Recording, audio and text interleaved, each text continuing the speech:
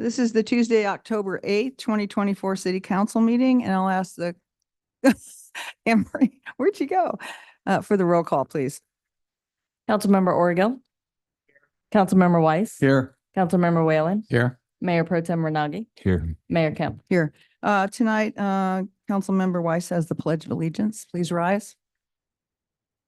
Join me in the pledge. I pledge allegiance to the flag of the United States of America and to the republic for which it stands, one nation, under God, indivisible, with liberty and justice for all. Okay, as we're coming out of closed session, I'll ask our city attorney, Megan Garibaldi, if there's anything to report out of closed session this evening. Thank you, Madam Mayor. The City Council convened in closed session pursuant to the 4 items listed on the agenda. All 5 council members were present. There was no public comment in advance of closed session, and there was no reportable action taken. The council did not reach the 4th item on the agenda, but no reportable action as to the first 3. Okay, thank you. Okay, tonight we have 2 items of extraordinary business. We have years of service recognition and proclamation for National Code Enforcement Officer Appreciation Week. So I'm going to come down to the podium.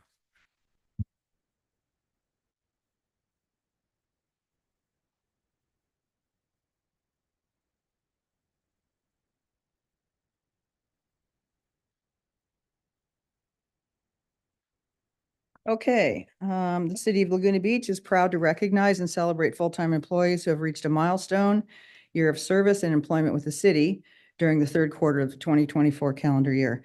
After I call your name, please remain here at the front for a group photo. And the first group celebrating 1 year of service, Bill Parker, Senior Building Inspector, Community Development.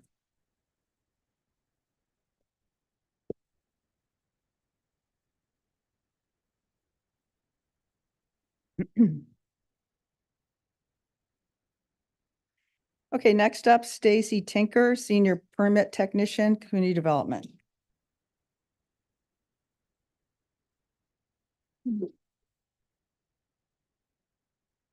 Next up, Ed Cook, Chief Building Inspector.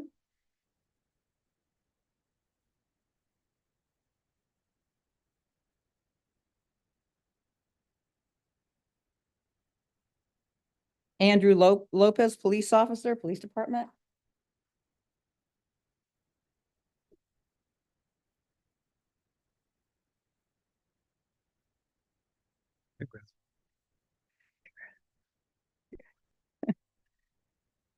Next up is Gabriel Bravo, Maintenance Worker 1, Public Works and Utilities.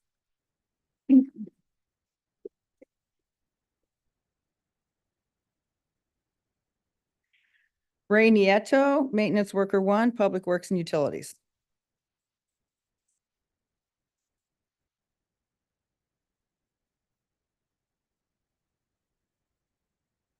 Joe Gonzalez, Maintenance Worker 1, Public Works and Utilities.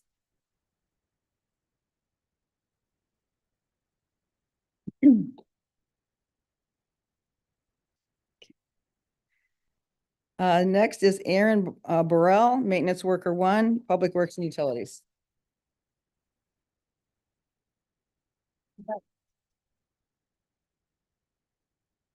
Thank you.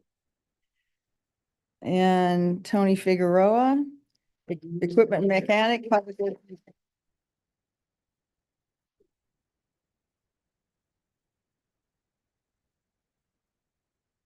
I think we about cleaned out Public Works here. Wu Sang Lee, Senior IT Analyst in IT.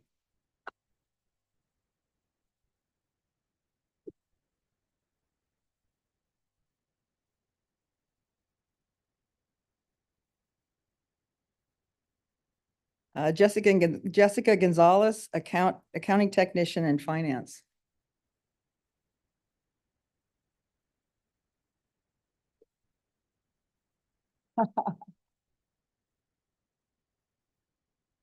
And then Cynthia Murillo, Admin Assistant in HR.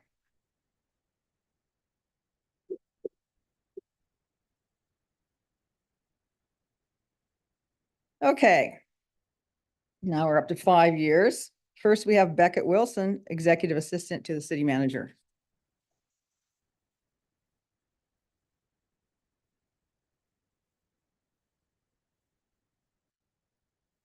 the hardest job in the city with the worst boss. Michael McGregor, Arts Program Coordinator, Transit and Community Services, 5 years.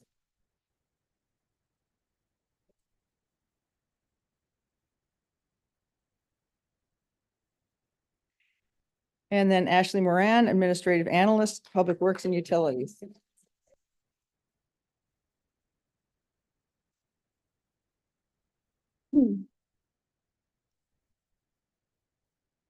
Okay, 10 years of service. We have two. Matt Milroy, wastewater mechanical and facility supervisor.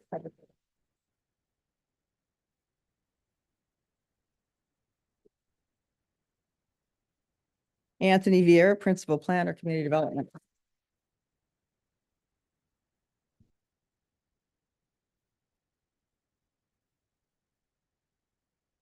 And last but not least, Gavin Curran, Assistant City Manager and CFO, 20 years of service. Wow.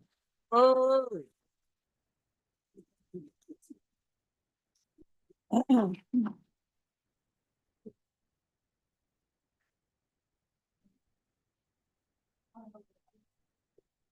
Yeah.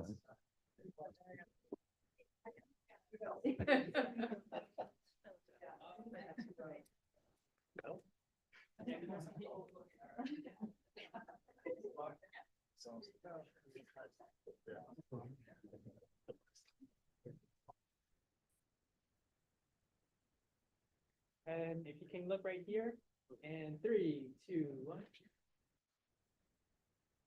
Thank you.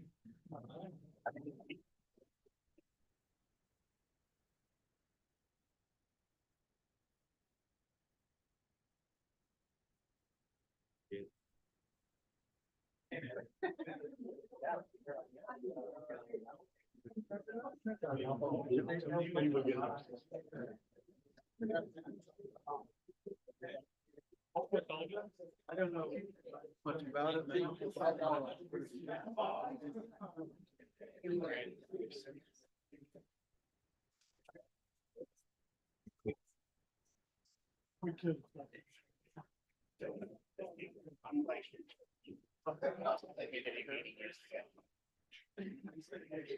Oh, you guys.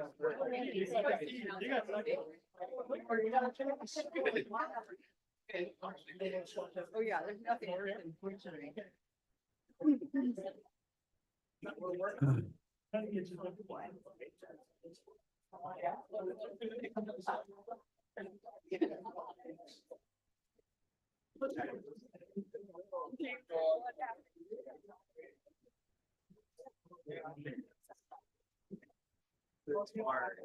Too far from the outlet.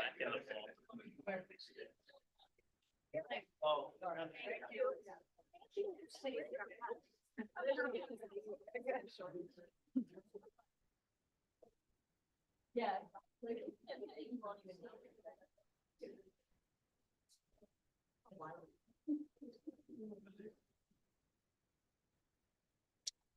Okay, could I have the code enforcement team come on up here?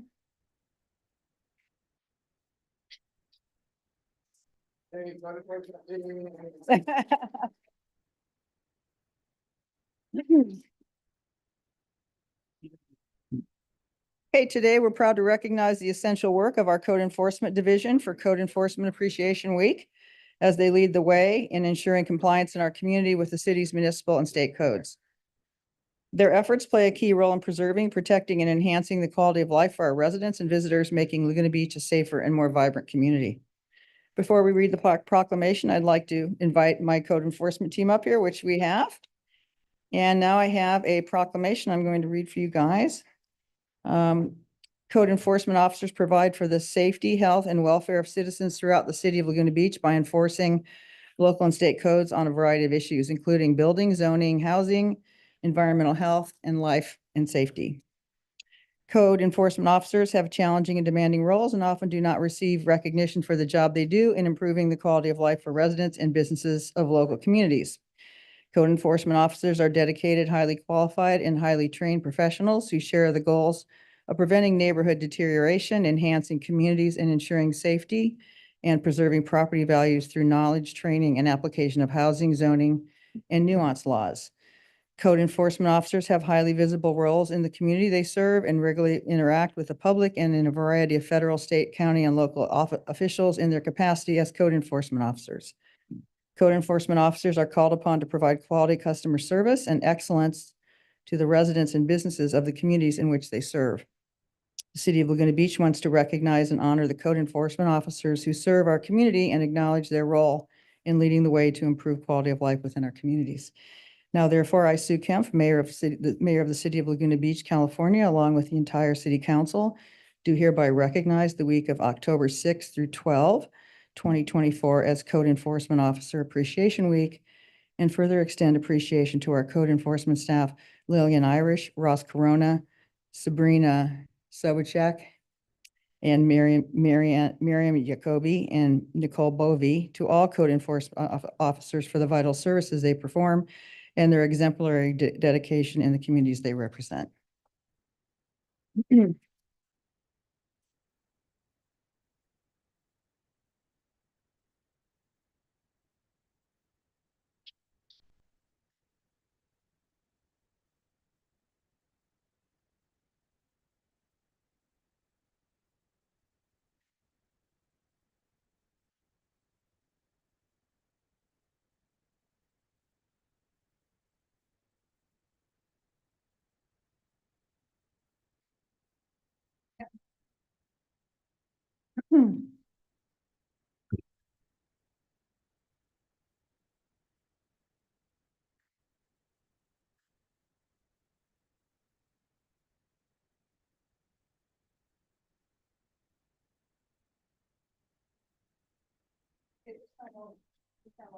I'll open the public hearing for any items not on the agenda. Please come forward.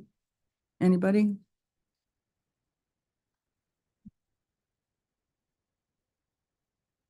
Mayor Kemp, my name is Gene Felder. I belong to a number of organizations, but I'd like to address the city council as an individual. This has to do with the request for information about the press release video of the city manager traffic stop regarding City Manager Dupree's November 16th, 2023 traffic stop and the release to the public on April the 6th, 2023, the body cam video, along with the context which I'm referring to as the press release video. Thank you for the information that I received today that Tri-Pepe Smith and Associates were paid a sum of $4,904.75 in reference to the video, almost $5,000. I request that the city provide me a copy of all records relating to the creation of the video and the firms that worked on it, including any legal expenditures. I do not know what this cost the city, either in expenditures or staff time, nor do I know who prepared the context that accompanied the body cam video. So my request is for the following information, or I have the questions, the same questions from my prior letter. What did the press release video cost, either in expenditures or staff time? Who prepared the context text? Who approved the press release video? Were any council members aware of the creation of the press release video before the release of the press release video? And did any council members approve the press release video prior to its release? I'd appreciate answer to these questions as soon as possible. Thanks so much. Okay, next speaker. Hi, my name is T. It was Thomas, but now it's T. It's smaller, it's simpler. Easy explanation. I love Laguna Beach. It's a beautiful place. I love the locals of Laguna Beach. I'm here to speak for the animals. I'm here to speak for the children. I'm here to speak for the elderly. I'm here to speak for the fear paralyzed. That's what I'm here to do. I'm here to speak for the ones who have no voice. I love life. I love Laguna Beach. I don't understand what you don't get about that. I love it here. I love life. There are many beautiful living beings here that are being oppressed, suppressed, tortured, and no one's doing anything about it. The trees are made by God. You all stand and salute the flag and say under God. So I'm guessing that you probably believe in God, some sort of God. The trees are made by God. Why do you cut them down? Why do you put poison on all the new forms of life growing from the rain? Why do you not help the people and the animals run over on PCH or any other roads? Why do you do nothing about that? Is it because you're paid shills from the oil companies, the corporations, the car companies, Ford? Is that who you are? Is that why you don't do anything? You just talk big words and nothing ever gets done for humanity. Nothing ever evolves through love. Just stays the same. Artist community, 60 years ago. Where are the artists? Where are the artists? There are corporations here. There are people here who suppress their women, make them wear head garbs and cover their, and you're fine with it because they pay you the money. That's a free country, right? To suppress and oppress women. What godly people you are.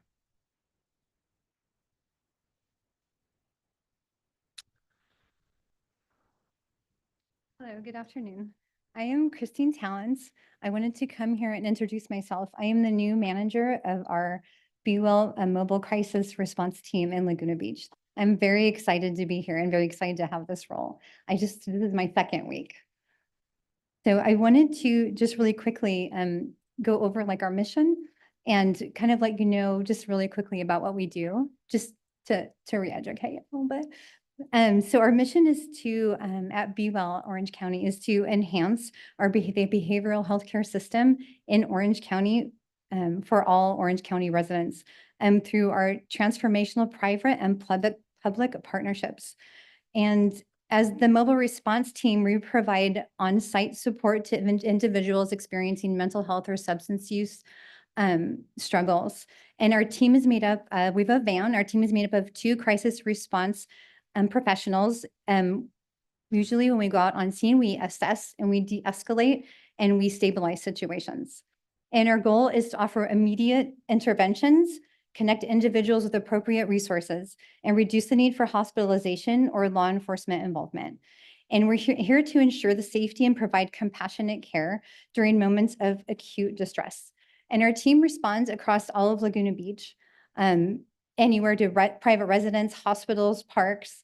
We can also talk to individuals over the phone. And it's regardless of what health insurance you might have or income as well.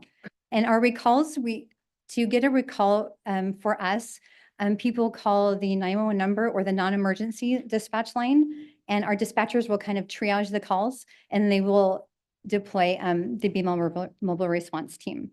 Our hours of operation are from 7 to 7 every day, even on Christmas. And I thank you for your time. And I look forward to continuing our mission of like serving our residents together. And I would love to continue to build a relationship like moving forward. I'm very excited to be here. And I'm open actually to all of you. If you want to connect with me further, I will connect with each of you. I'll send you guys an email and you can always still connect with me further, like individually or as a group, whatever you want to do. And I just want to give a shout out really quick to the Love Laguna event. We went to that. I met Bob there on Saturday. It was really amazing. I just want to give a shout out to that because it's very like invigorating, like it energizes your passion for what you do. Thank you. Thank you. Hello, Laura Parisi, City Treasurer, and I'm actually here with some really good news. I'm going to pass an old memo around. The city has paid off one of the bonds. Back in 2012, 723 different parcels were included in a combined refunding bond, something used to lower interest rates to property owners. And now as of September, the last district has made its final payment. So there are 723 people who no longer will see this bond on their property taxes. Actually, the bonds have been, when you refund combination bonds like this, and that's why I'm passing this around so you can see, the duration of the districts that are being refunded doesn't get extended. You have to keep the same duration. So the final district, or the district with the longest remaining term, was the one that is being paid off in September. So congratulations to everybody. There is a small surplus which will be refunded to the remaining property owners. A small amount for each of the households, but the funds that are generated in these assessment districts stay within the districts to be used for the districts or refunded to property owners. Thank you. Okay, thank you. Anybody else? Okay. Hello, good evening. Thank you for having us tonight. I did want to actually start with saying thank you for the Love Laguna Beach event.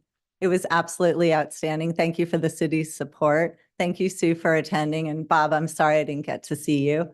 But I'm from Just Gather, and we are on a mission to have everyone in Laguna Beach love one another. And we started that out all together on Saturday.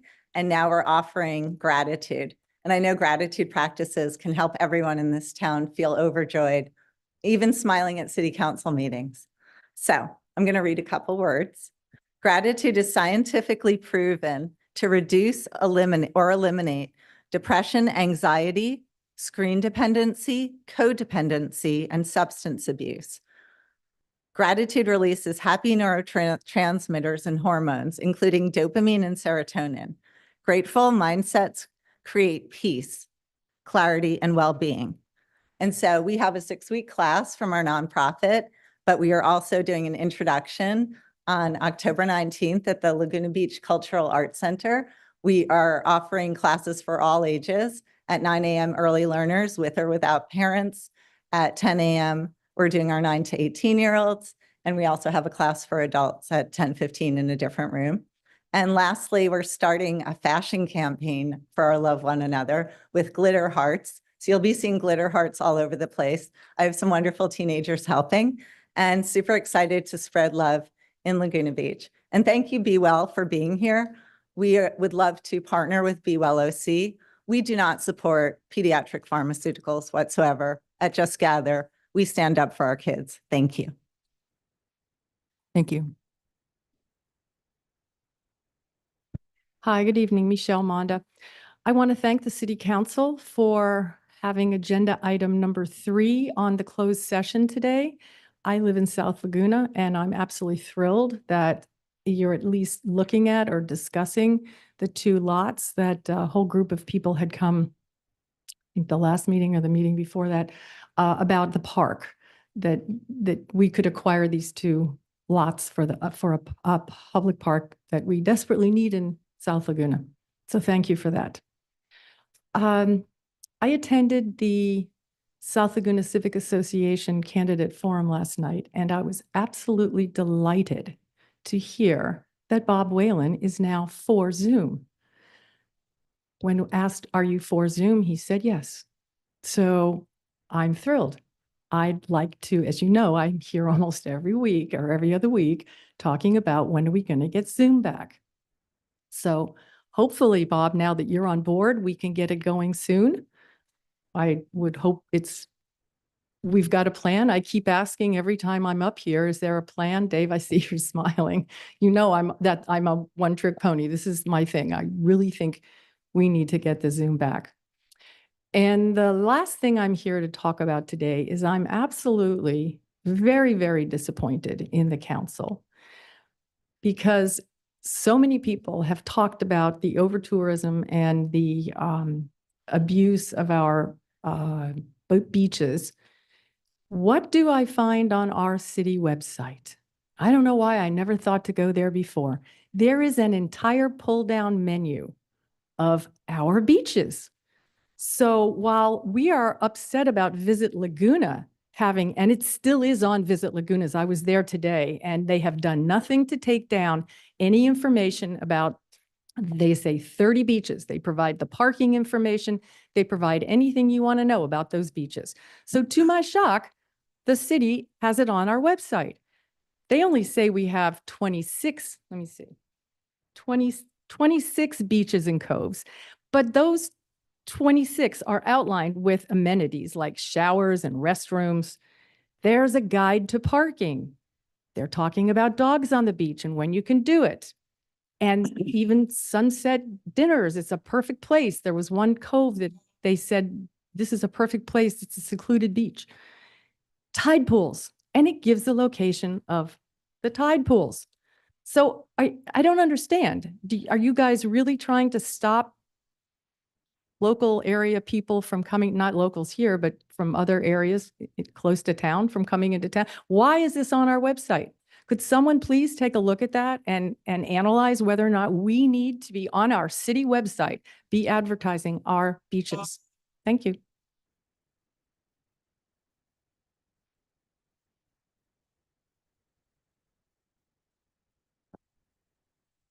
Good evening, council and mayor. I just got back into town, so I'm glad I was able to make it. And one good thing about not having Zoom is I get to see your faces in person. Although Zoom could be more convenient, and I would like to see a good vote on that. I have two things on my mind, although what Michelle was talking about with respect to Village Laguna, we're off season. This would be a good time. Let's find out what they're doing. They should be transparent about their salaries, about their initiatives, how they go about choosing what they're doing. It's taxpayer money. And so we are entitled to receive that information. But the two things that I have on my mind, number one, I attended a meeting. I saw some of you last night at the Top of the World Elementary, where the first public, I'm going to say meeting with the neighborhood church and related companies initiative to build a massive housing unit, low income, at the corner of St. Anne's and Glen Eyrie. And they finally came in, they dropped it from 72 units to 55 units, they say. That is still a massive project, and the number of units per acre is tenement style.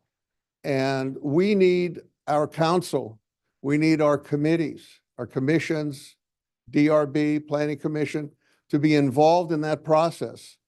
Because if we're not careful, the drawings that they were showing yesterday is of a massive project that is not only going to rock the lives of people in that neighborhood, it's going to create a housing development with the kind of units that, unlike Alice Court, for example, are going to be borderline unlivable.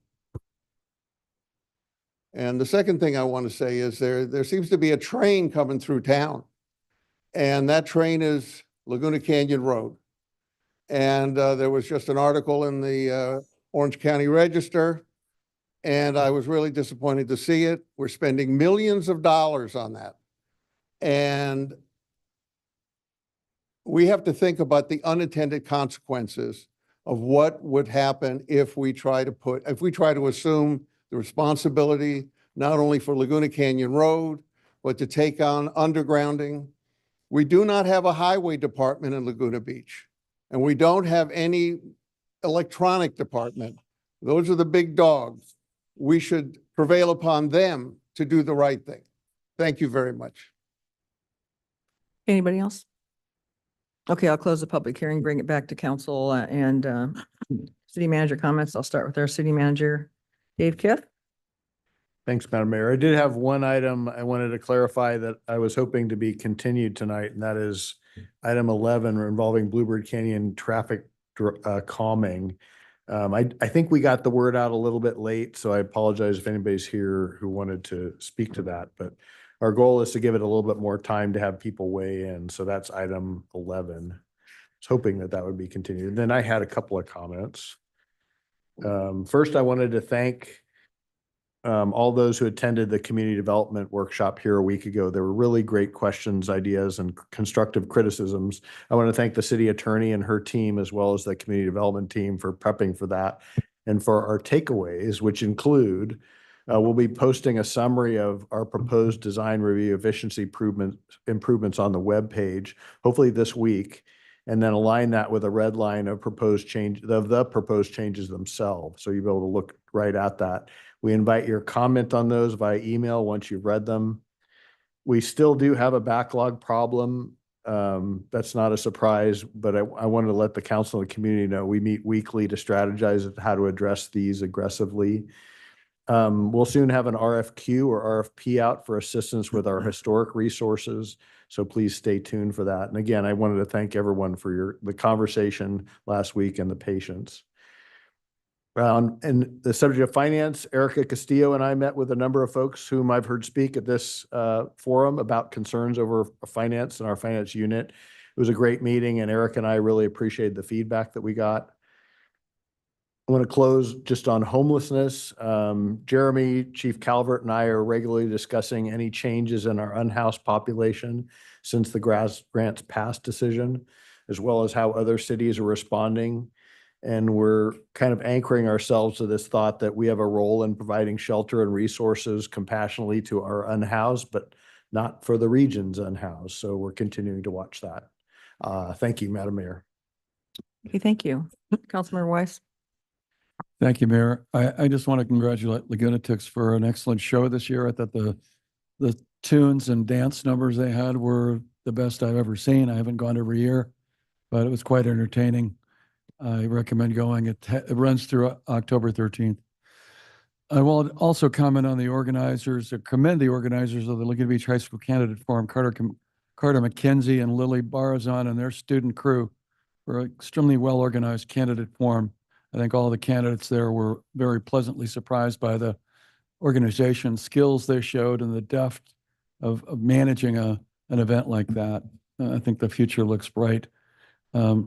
Last, I just want to announce the passing of Paul, and I'll try to pronounce this correctly, Schimmelpfennig, a retired UCI professor and husband of Annalise Schimmelpfennig. He died last week unexpectedly. They founded the Annalise School in 1968. So it's kind of the end of an era, and those schools are quite well known and very well appreciated. So that's my comments. Thank you. Okay, Councilmember Orgill. I'm a little out of practice. I haven't been here in 2 months, so I'd like to thank the city council for moving forward 2 weeks ago at the last meeting with the community land trust. So I'm happy to see that go through. A quick update regarding the stewardship efforts. We have been having a lot of meeting. There's a lot of changes happening with Visit Laguna that we'll report on that hopefully in the next coming week. The city manager's been working with the Laguna Ocean Foundation and working on some staffing for next spring related to a lot of the issues surrounding tourism directly, beach, pickup, trash pickup, parking enforcement, things of that nature. I guess we're referring to it as surge issues to do with just the immediate issues when people are coming into the beach during the summer. And for Jeremy, we are working on a software platform to explore the possibility to leverage program, generate detailed beach and trail usage. So that will provide us with some data to help us better understand crowd control. Several weeks ago when I was at I'm on the board for the Coastal Greenbelt Authority, and all of the different park managers came to report in at their kind of the end of summer reports. And the common theme was that the trails throughout South Orange County were overburdened this summer with, and they had lost, I guess I'll use my own words, lost somewhat control of the trail systems. As a matter of fact, a couple weeks ago, I went and visited some trails with Gene Felder up here at Top of the World. Some of our trails, we have folks that are making trailheads on their own and deciding that they're going to go ahead and cut trails into some of our sensitive open space. So reason I mention that is part of this stewardship program. I think that we are going to be able to work with some of the various open space managers as well as the Laguna Ocean Foundation, as you know, with the tide pool management. So I'm looking forward to that. Now, on my general report, it's been 2 months, so I'm going to try to run through these names real quick. A lot of folks I've met with several times. So we have Bill Whitty, Steve Zepp from the Indy, Catherine Yurka several times having to do with heritage and the ordinances having to do with that. Joel from the Chamber, Joan Gladstone, Greg Vivian, many, many times, Ed Almanza many times, Ann Larson and Mary Fragras having to do with the open space element. We had some meetings having to do with the facilities master plan. Mark Tresick met me on Goff Street to do with some signage to the street needs to be notified for it's one way and people have been using it as two ways. Hortense Miller Garden did a nice event celebrating one of their anniversaries, and they honored Surf and Sand for the work that they had donated and put into the building. That was a nice event. I mentioned the Coastal Greenbelt Authority meeting. We had the fire department strategic planning meeting. Mary at the Montage, Elizabeth Pearson, Todd Skandarian having their concerns that we were going to bring to the committee working on the comprehensive code update. We had the radio kickoff at the Rivian Theater. That was a really nice event. I mentioned Gene, Top of the World. John in Laguna, met with LCAD, the President Steve Britton several times. Promenade Focus Group, we had several focus group meetings. Sue Wyden, Planning Commission. And that was an interesting meeting, and I'd like to meet with several of the other planning commissioners in the future and just talk about, and I know, Alex, we have the training coming up with Planning Commission NDR, but there are some interesting opportunities, I believe, that we have that we could leverage the Planning Commission for. I mentioned the comprehensive code update. There are several meetings having to do with that. Victoria and Julie at the museum, and Mike Mariner Jr. having to do with some of the stewardship opportunities. And that's it. Thank you. Okay, thank you, Mark. Councilmember Whalen? Yeah, I've got a few items tonight. As was mentioned, I participated in the Love Laguna Beach, and my project was over at the day laborer site on the canyon. And I did want to mention to people, and maybe we can work with them to get some information out. They now have online ability for anybody in town who says, "Oh, I want a day laborer for a couple hours to do this, that, or the other thing," and here's the expertise. You can actually go online and sign up and request a day laborer to come to your house for whatever you need. So I think that's an opportunity that we could make available make more well known to members of the community. Was down at the Rotary Car Show, which I always enjoy. The mayor was there. She'll probably speak about that. I did want to let the council know that on our last agenda, we had the SACWA update. Subsequent to that, I had the SACWA board meeting, and all the agencies reported in that things are moving ahead on their front. It looks like a November timeframe for everybody having approved it. I think it looks like San Clemente may be the last one in November, but everybody's shooting for a November approval. The two other things, one on the I thought Dave and staff did an outstanding job on the community development workshop, and it was well received by those in attendance.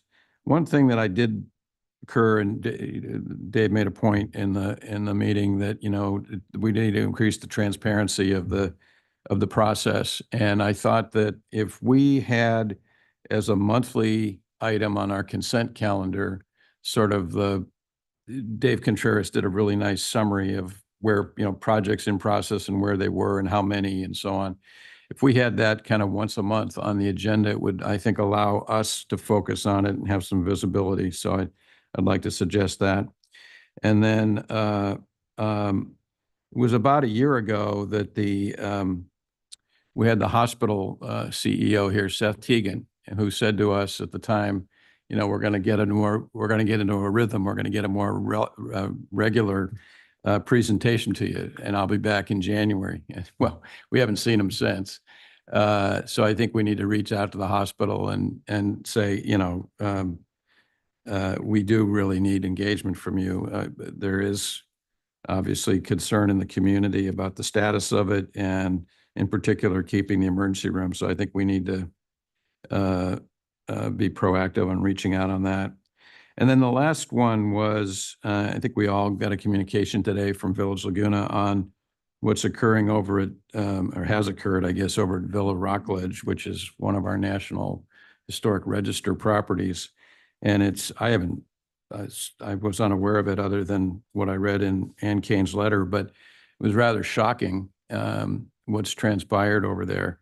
And I think I would like to ask staff to look, and the city attorney to look into, what the whole range of remedies would be for the city to exercise, including criminal, if there may be federal criminal rules involved. I don't know, because of the National Historic Register. I mean, if it was vandalism, it was vandalism. The property owner is not responsible, but if the property owner directed the destruction of some of those things. So I really think we need to be aggressive in terms of looking at that property and seeing what our remedies as a city are, be they civil or otherwise. And that's it.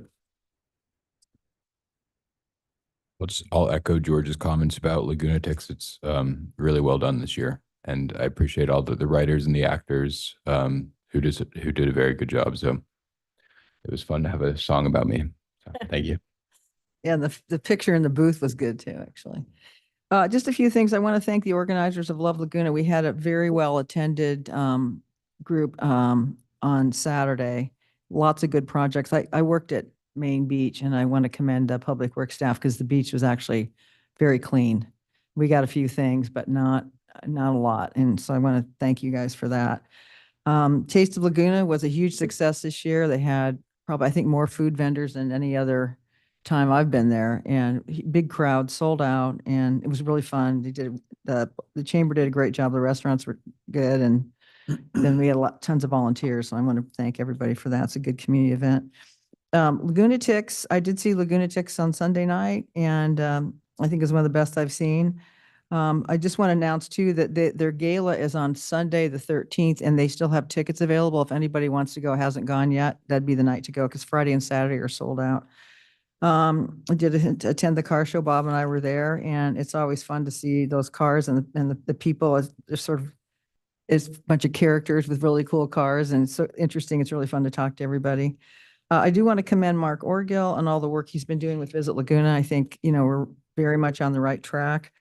Dave Kiff and I and Mark met about the surge and what we're calling the surge, which is really getting more resources to take care of our town during really the busiest time, mid-June through, mid-August.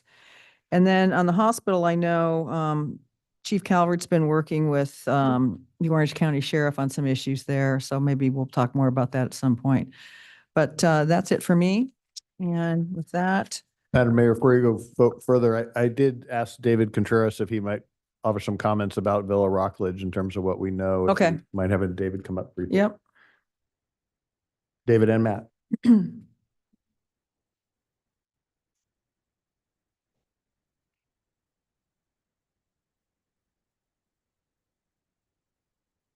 Good evening, Matt Schneider, Assistant Director, Community Development.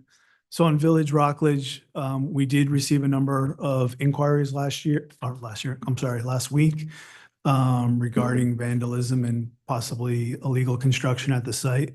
We actually had an active coding case already going on site from several weeks prior. So far, the owner has been cooperative. He actually, when we engaged on the initial code case, filed a no trespass form with the police that gives them some authority, did board up the property. We went out late last week. We weren't able to access the site because the gates to the walkway and the driveway are locked. But we're working to schedule an appointment to walk the site with both code and building staff and make an assessment if there was any illegal construction and what's vandalism and what's construction. So that's where it currently stands. Did the owner say what his plans were or what the status was? I haven't been involved in those direct conversations. I just know there's been coordination on scheduling a time to get out there this week. And I was told that when we asked for it to be boarded up and get the trespass letter previously, they were responsive to that. Thank you, But guys. I'd just say that if it was vandalism, then, I'd like to see if our police department could solicit cameras, from the neighborhood of the area. If we can find somebody who was engaged in that, we ought to see if we can pursue them. Our guys are good at that, so. Again, thank you. Thanks, Appreciate it. guys. Mayor? Oh, Can I I'm just sorry, give Anne a- Marie. Yeah. No, that's okay. Yep. I just want to make everyone aware that ballots have been mailed, so hopefully you've received them or will sometime this week. You can track your ballot on ocvote.gov/track, and on that site, you can also confirm your voter registration details, make sure those are correct, and request a replacement ballot if you need to.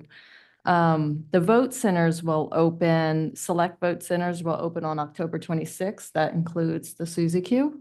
And then all vote centers will be open on November 2nd, including the one at Lang Park. So you can mail your ballots now, you can put them in the drop box that's at the library, or you can wait till the vote centers are open. If you have any questions, feel free to contact the city clerk's office. You can also go to lagunabeachcity.net/elections. Thank you, Anne Marie. Okay, council, tonight we have 12 items on consent. We're going to pull 11. Let's start with 11. We're going to pull that, and I think we decide to advance that to what, November 12th, Dave?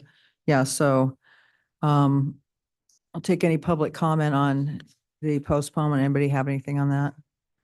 No? Okay, I'll close the public hearing. Can I get a motion on that? Move to postpone item 11 to the, what date? November 12th. November 12th. Second. All in favor? Aye. Aye, okay. Would anybody, I'd like to pull 8. Would anybody else like to pull anything? Number 9. 9. I wanted some clarification on 5 and 10. Okay.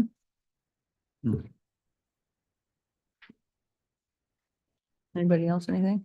No? Any members of the public want to pull anything on the consent calendar? You have to come forward and talk in the microphone. 12, please. Okay, thank you. 12. Okay, can I get a motion for the balance of the consent calendar, please? So I'd move approval of items 1 through 4, 6 and 7. That's it, right? Yeah, second. All in favor? Aye. Aye. Okay, number 5, Bobby, you wanted some clarification on 5. Yes, I think this can be quick. I raised it with the city manager earlier today, but and I have sort of the same question on 10, so maybe Mark can just answer it, which is, in just looking at the contracts that were in the agenda, I didn't see a lot of, I expected to see more like in terms of insurance requirements and indemnification provisions and some of the stuff we typically see in contracts. So that was the question.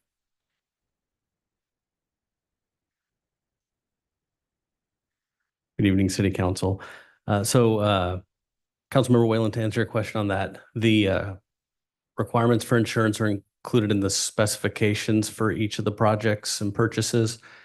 And so that's where, and so they weren't attached to the contract you saw. The contract you saw was our boilerplate cover contract with the contractor's name put in and a dollar amount. The requirement for insurance comes out of our boilerplate specification, so it's standard on every project.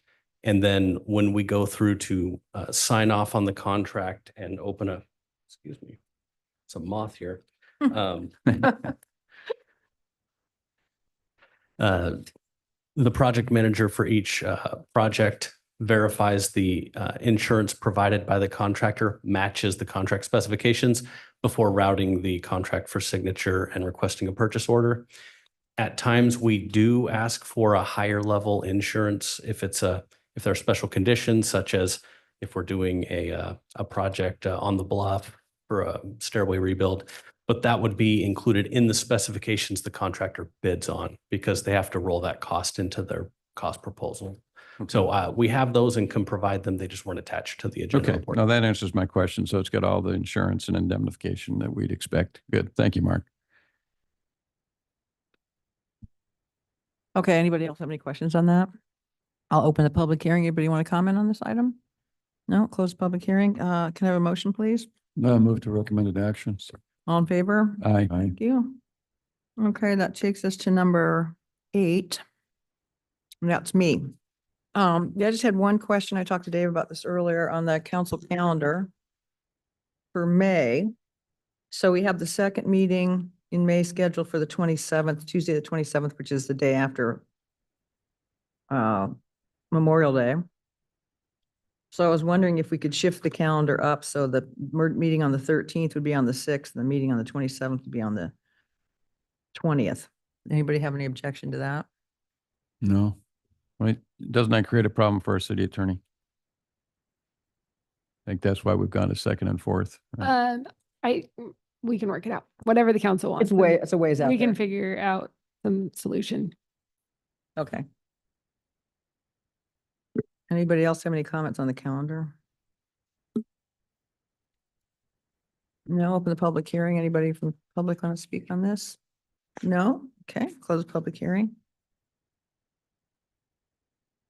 Any further discussion? So you're wanting to make the May ones the 6th and the 20th? Yeah. Actually. Okay.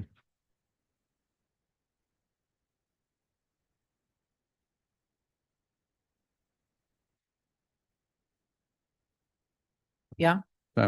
Okay. So I'll move, changing the May calendar to, from the 13th to the 20th to the 6th to the 20th, or 13th to the 27th, the 6th to the 20th. Is there a second? Second. All in favor? Aye. Aye. Okay, thank you. Okay, number 9, I think Yeah. I George, you this, pulled out. Thank you. Yep. I'm interested and I want to congratulate the city for buying this piece of equipment. I think it's probably long overdue. What I've been seeing, and I'm not obsessed with sewer systems, but we had a number of sewer backups over the years, and one of them was in the millions. And now we've seen others that are large sums of money and many smaller. So I'm interested in knowing, I don't know how this can alleviate much of this or all of it or 50% of it of the cost of we suffer from those sewer backups. Thank you for the question, Councilmember Weiss.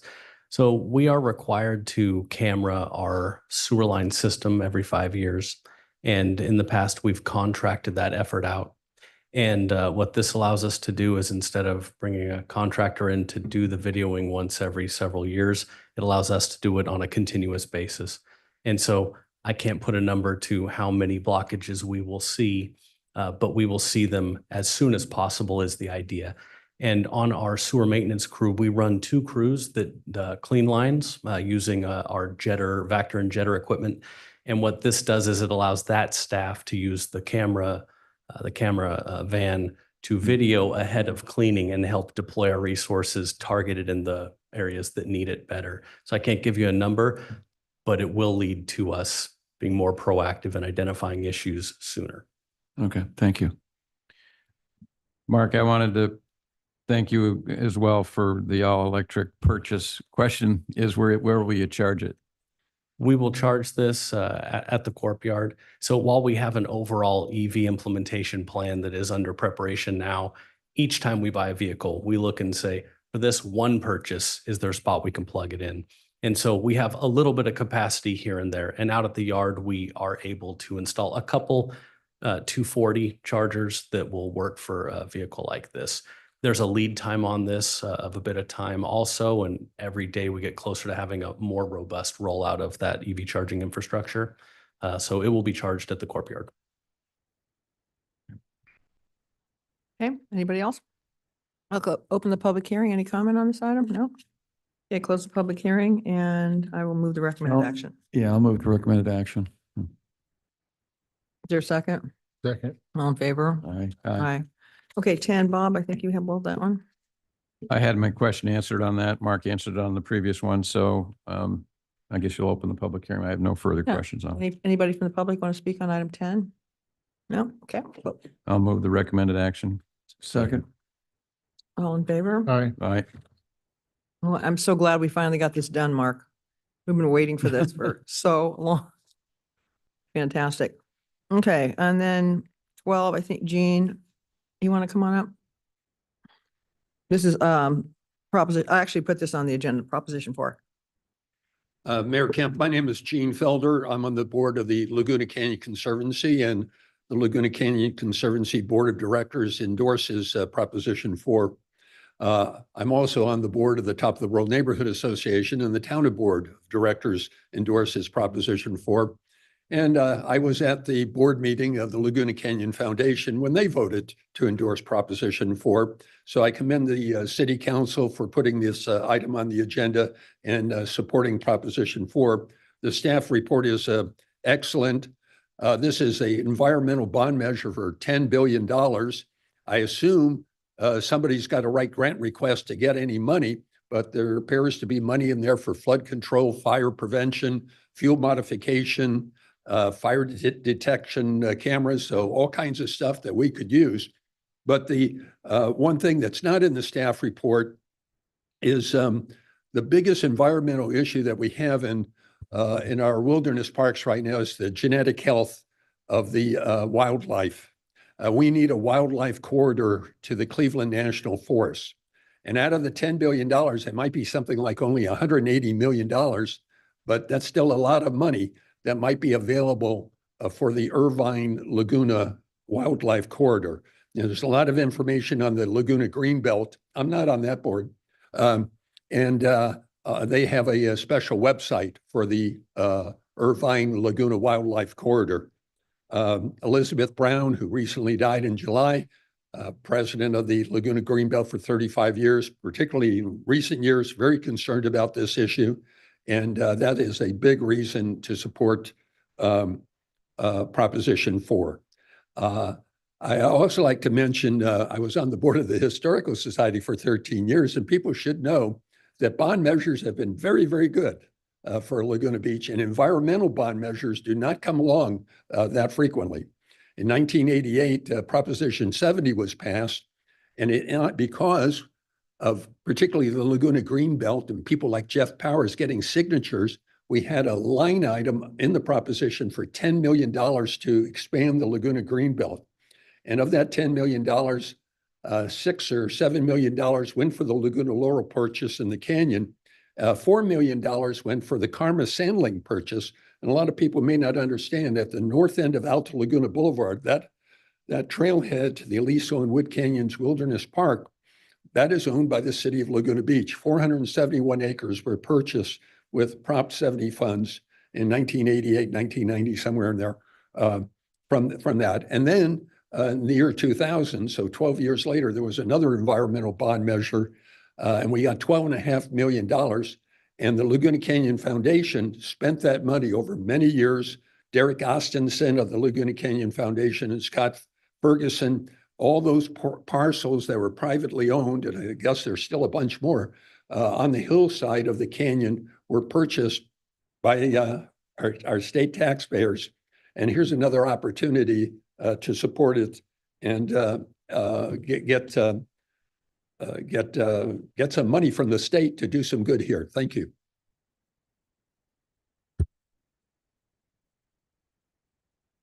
I'm glad that this is on the agenda. Just to put a face to one of the things I don't know if this is covered, but just to put a face to it, if you can think about the cougars, the mountain lions that became famous, the ones in the Griffith Park area in LA and so on,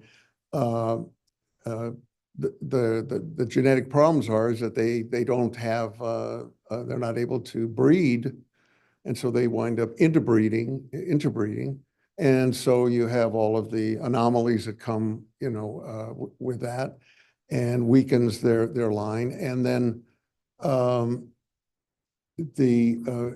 think we all know, I think it was P32 that, became a star and rightfully so. But eventually he, like many who try to expand their habitat, they try and cross the freeways. And some of them, it's a miracle that they do, but many of them don't. They get into accidents, traffic collisions, and they're killed.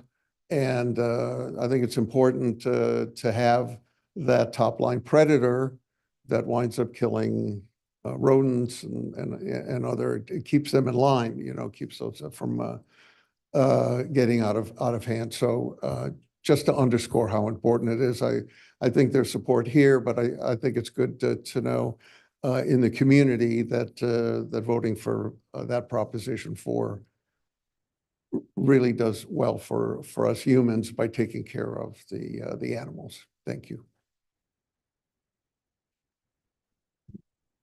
Okay, I'll close the public hearing.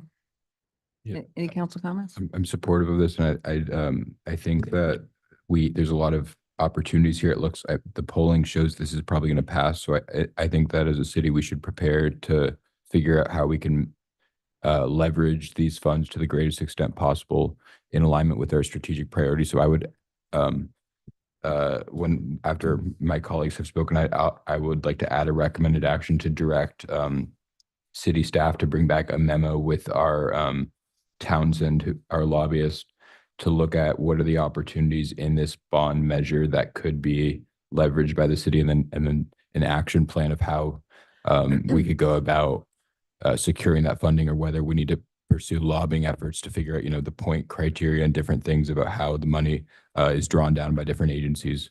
Because I think the climate action plan, there's opportunities. I think the coastal treatment plant, which hopefully, if all the SACWA discussions go well, there will be opportunities there as well that are in alignment with this. So I'd like to have a memo from Townsend that goes into that and articulates a strategy. Yeah, that's good, Alex. Anything else? Yeah, I think that's a great idea. I'd support that.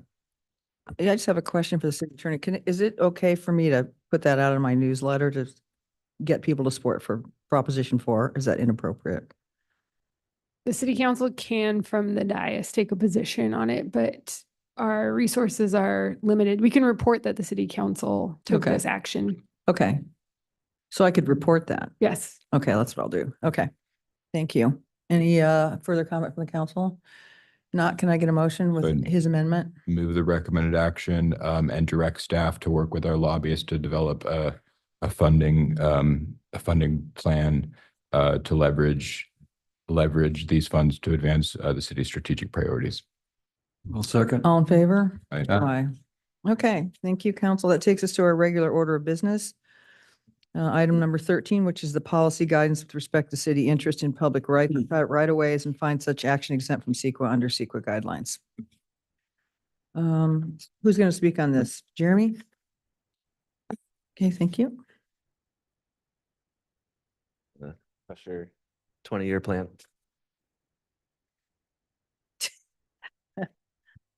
All right.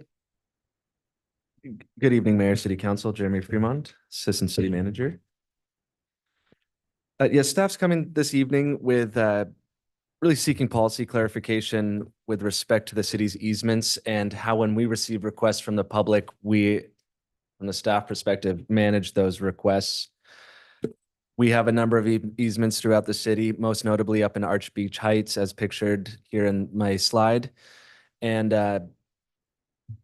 yeah, pardon me, we're just looking for direction. Sorry, I already said that, repeating myself. The problem statement that we're facing here at the moment is that we're receiving these requests, but if we look back over the last 20, 30 years, we really see an inconsistent process that's been for staff and for the public, I think, quite confusing. We have some spaces that are abandoned, some spaces that are leased. We have many that have a revocable encroachment permit. It kind of seems to depend on the year, at the time, the direction of the wind, really. And so we're looking to really clarify that and nail that to the floor so we can understand. There's also some components within our existing open space policy that are a little bit unclear. So we'd like to seek direction on both of those, or those fronts. And then what we would do based on the direction this evening is apply that to the current requests we have, and then any future requests via a revised policy. We've identified 3 options for the council this evening. Option 1 is our revocable encroachment permit process. We have a licensing process or a lease process, and then finally abandonment as well. Quickly go over these 3 options. Revocable encroachment permit is staff's recommendation this evening. It's an outlined process. It's included as attachment 1 in your staff report. It really defines a process for an applicant in terms of the conditions they need to meet, their uses, and clarifying the expectations from the city side and the applicant side. Most notably, I think most importantly, from the city's perspective, is that we retain the ownership of the underlying land while granting use to the applicant. But on behalf of the applicant, and what I hear and what my experience is that there's not necessarily the assurances that they would like to see from a revocable encroachment permit, most notably in term that they would receive the revocable encroachment permit theoretically, and some short time after it could be subject to termination by the city after they've put some sort of investment. So what I'm hearing in the feedback is an ability for more assurances through this process.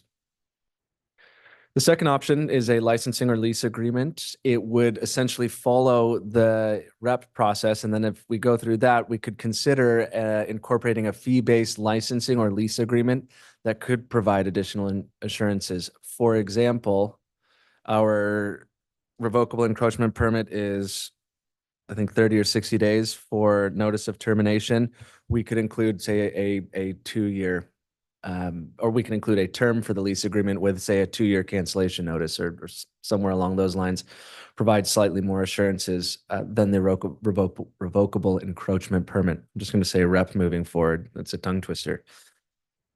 If we go this pathway, one of the issues that we as staff have and what we've encountered is the fee structure. We don't have a defined fee structure. And if we look at some of our lease agreements, we see most of our lease agreements are at $120 a year, 10-year lease agreements, $1,200 lump sum payment upfront. We've looked, the best I can tell is that rate came from a 1988 lease agreement. It's never been adjusted. It was never memorialized. No one in the organization today knows how that number was established.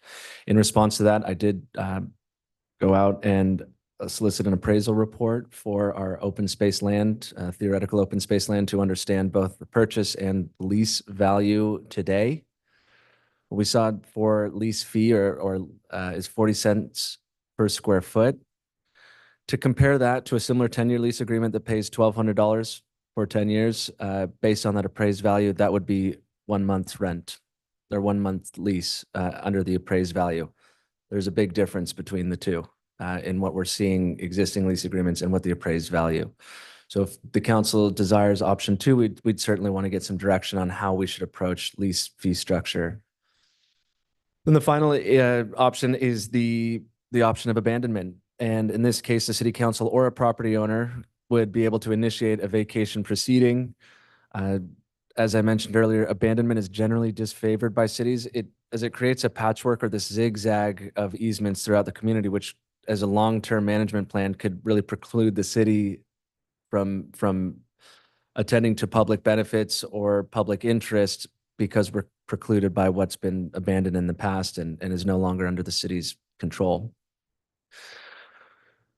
But it would provide maximum assurance to the applicant.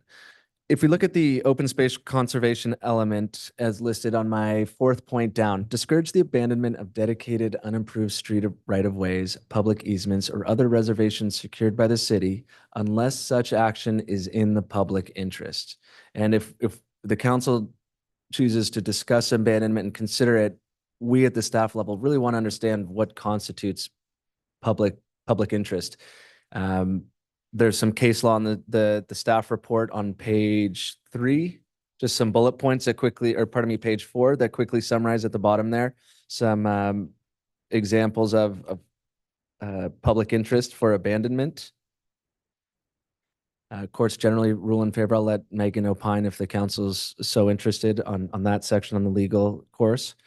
But we would want to seek really clarification on that side. And here's a quick table I put together showing under the 3 options, who can initiate abandonment, what provides the most assurance to the application, how the city maintains control, some cost ranges, and then really the direction we're looking at. One more quick slide.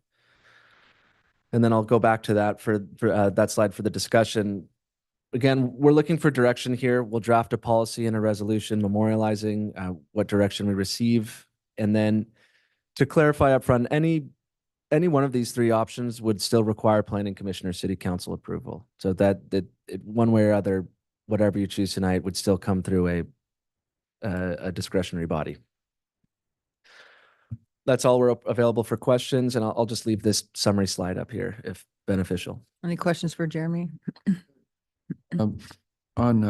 Let's say we choose option B and we authorize the a relinquishment, but the use of the property, city property somewhere. Do they, after 10 years, and we say we're going to build a road there, technology shows we can build a road, do we require them to take all the trees down and all the stuff they put in there?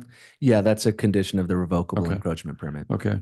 And my second question is, how many of these under option B, let's say there's a neighbor of mine who lives on Van Dyke, and there's a paper street going up Laguna, up to Van Dyke, but it was never built because it's too steep. It's now a no man's land of city property between two homes. The person on the right says, well, I'd like to have that property and enlarge my estate. What do we, and I'm going, well, if you're going to do that, the other person probably deserves half of it, if they're there. But how does that process work? And right now they would just want to take over that property for the time being under B, if we chose B. Councilmember Weissman, that's the scenario that we're facing, and particularly in the Arch Beach Heights area, a number of individuals have that same desire to do what you just mentioned. We could use a revocable encroachment permit and a lease if there's greater insurance, or an abandonment process, either one of those 3. I'm sorry, I missed the second part of your question there with option B. Well, it would be the neighbors. There's one neighbor to the right, one neighbor to the left. If you engaged the neighbor to the right to get that property, then they would take it up to the fence line of their neighbor, and the other neighbor would be unable to share in that bounty, I suppose, or even know about it. Well, that's a good point. Well, the revocable encroachment would have a noticing component to it, correct? We could look in particularly right-of-ways if there's a 50% limit, right? If there's like a center line of a right-of-way. Right now, there's currently not, and it's a first come, first serve. Yeah, they wanted to move their fence over and make a bigger yard. Okay, thank you. Go ahead, Bob. So just one question, and if we select option 1, the staff recommended option tonight, I mean, it occurs to me that we could face a scenario at some point, I don't know where, right, where we'd say, well, we want to abandon this particular parcel. So in selecting option 1, we're not eliminating council's discretion to utilize option 3 down the road for a particular parcel? Correct. The council could still initiate a vacation proceeding at any point it desires to do so. This would just state or reaffirm that a member of the public can initiate, or a property owner could not initiate an abandonment request. Well, my other question is this, is that you know, some of these properties like that roadway, I don't know how much value it has except to grow fruit trees or something because it's a hillside and but there's other properties that might be more valuable, right? I don't know to the property owner. We would decide whether we want to, I mean, if we choose option one, then we can't use option two at all. I mean, Bob was just saying, do we have other discretion, right? You would have discretion on abandonment, but if you choose not to proceed with a licensing agreement, then we would just process it as a revocable encroachment permit and under the conditions of chapter 11.50 and would not charge anything. Yeah. charge anything Okay. other than just the permit fees, 1,700, Yeah. I believe. All right. Thank But you. again, if there was a unique situation, as Bob mentioned, that the city could essentially sell the property. Is that what you were saying, Bob? Well, I think this is abandonment, but I mean, sell is another option, but then you get the surplus land acts, right? If you're selling it, so. It's the abandonment procedures for rights of way. So the city acquired this property is typically dedicated to the city, you know, for purposes of right of way. So when you abandon it, you're saying you don't need it for that purpose anymore. So selling it is actually not really part of the process. Oh, okay. Well, there was a situation that happened with me many years ago. I didn't buy it, but there was a landslide of some city property and it was actually beyond the roadway easement. So it wasn't within the easement. It was a little strange anomaly that, and then Ken Frank just said, well, you can inherit the landslide if you want it and take it. And they deeded it over. I just don't know. I don't know if we should worry about those kinds of anomalies or if they happen very often, but. Well, Jeremy, how much land is involved? I mean, is there an estimate of the number of acres involved here or the square footage? If you're looking at right of ways, I would say between 2,000 and 3,000 per request is generally the appropriate That square mean- feet. What's the square footage of all these? In total? Yeah, total. I No idea. I couldn't in the aggregate tell Just you. wonder. Okay. Do we have any idea how many revocable encroachment permits we have? I do not have that number, but the frequency of revocable encroachment permits is much higher than our leases and abandonment. So, but shouldn't we be able, because we record them with the county, right? Yes. So it seems like we should, as part of having a revocable encroachment permit, there should be some sort of a, maybe every like 5 or 10 years, an evaluation of that and whether there's a public, I mean, is that something that other cities would do, Megan? You mean like revisit the Yeah, previously just to issued assess what's going on with it. I don't think that's a process that is currently undertaken. I see what you're saying, Would which it- is would there be that no value one's in that? checking on it. Yeah. So it just kind of stays until someone hears or thinks about it again. I don't know that I don't think that, and maybe David knows better, but I don't understand there to be like a clear file of revocable encroachment permits. It's like rather on a per parcel basis. So Got it. So you wouldn't be able to like just do it. I'm sure we could do a search. I think it's just not readily available and it will take some time. But I understand your policy point there, which is that if you're going to allow someone to use the city's property, it probably warrants a revisit every so often to make sure that it's still within the city's interest to allow that property to be used under the revocable encroachment permit. And that's not an uncommon condition in other scenarios. This is unique to Laguna in many ways, but in other contexts like CUPs, for example, in a lot of cities, people will put a sunset on them and they have to come back so that they can revisit whether the use is appropriate.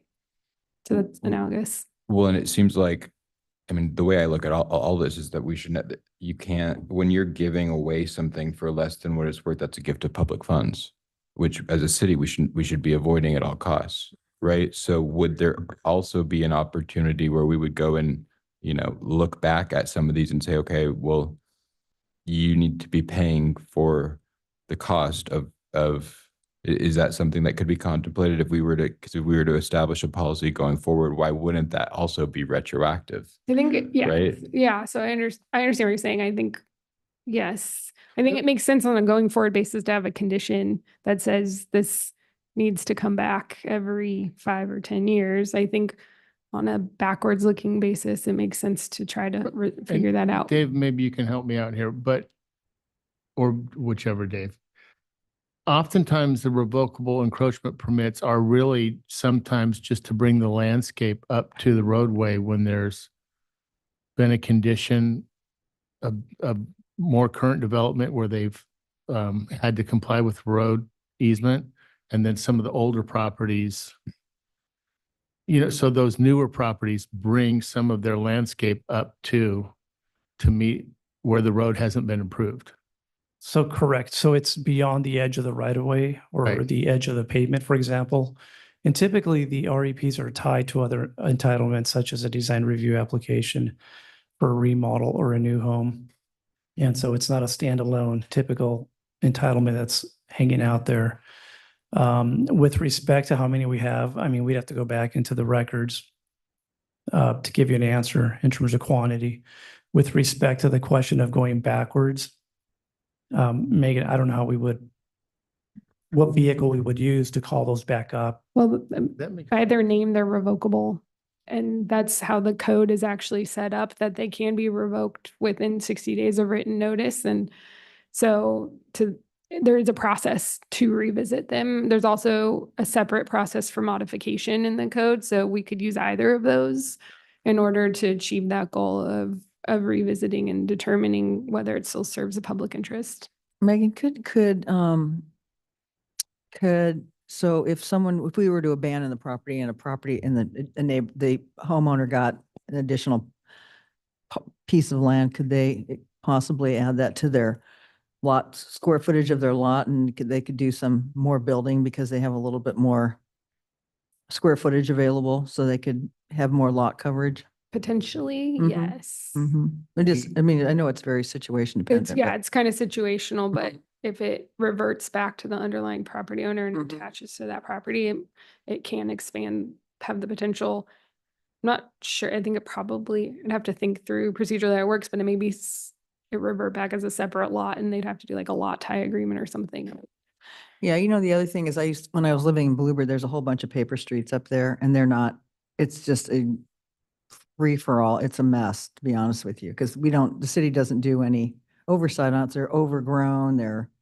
People have put stuff on there. It's just, I mean, if you go and look at them all, one time I mapped all the paper streets in Bluebird and I'm like, okay, this is kind of a mess up here. The example I gave a bit ago on the landslide property that I ended up taking over, they conditioned it and said that I could not use the additional square footage. It wasn't that much. It was about 10 feet by 20 feet.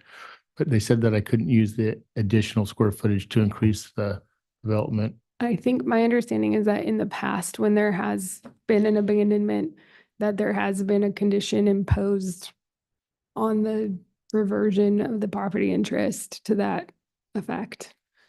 I can confirm that with leases and abandonment, there's a condition preventing that and generally limited to just landscaping. So but why would we ever do under that scenario that was just described, why would we ever want to do an abandonment compared to a lease? Because to me, the only hypothetical where you would do an abandonment over the lease is where you couldn't find someone who wants to take on the liability in the lease.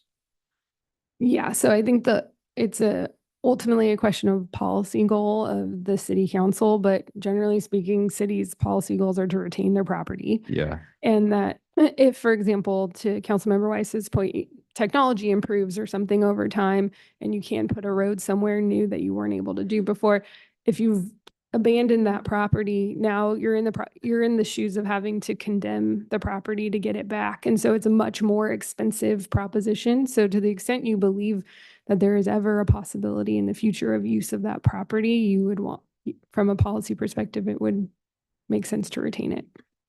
Mayor Pro Tem, some common examples of why cities abandon its property outside of, avoiding patchwork, but when they do, avoiding expense and responsibility of maintaining, conformance with general plan, avoiding or preventing trespass on private owned lands, consistency in roadway networks. There's a few more, but traffic circulation, public interest items such as that. Yeah. But as a general practice, to Megan's point, it's not common practice for a city to abandon its land. You can achieve a lot of those same goals with, like, in terms of the liability, and you also can get a value to the public by doing option 2, which would be a lease.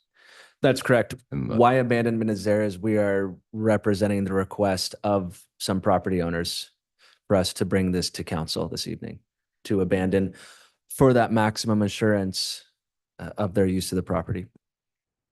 Well, if assuming we choose option 1, then is there an exception rule where we could look at other cases where there may be conditions where we want to use option 2 or 3, or it's just following the municipal REP process then? The code provides for the REP Okay, process. all So right. that's what you have. I think Sure, Steph's sorry. goal with this is to get some clarity so that Yeah. we don't have to come back to you each time one of these requests, and staff knows how to process it, Okay. because there has been some inconsistency. That being said, it's ultimately the council's policy, so you're always free to change your policies. Okay. Any other questions? I'll open the public hearing. Does anybody want to speak on this item? Excuse me. Hi, Michelle Monda. I urge you not to abandon the property. I live in South Laguna. Dave, actually, the property I'm going to talk about is what happened with the car that I couldn't get around. That property was abandoned, and we, a few of us in that area, sorry, you don't know what I'm talking about. There's no parking. This is on 8th Avenue, 8th and Sunset. There was a house and it was being flipped by a developer. And they went for abandonment, and they went through the process with a design review board, and they actually got it. So now they own this property.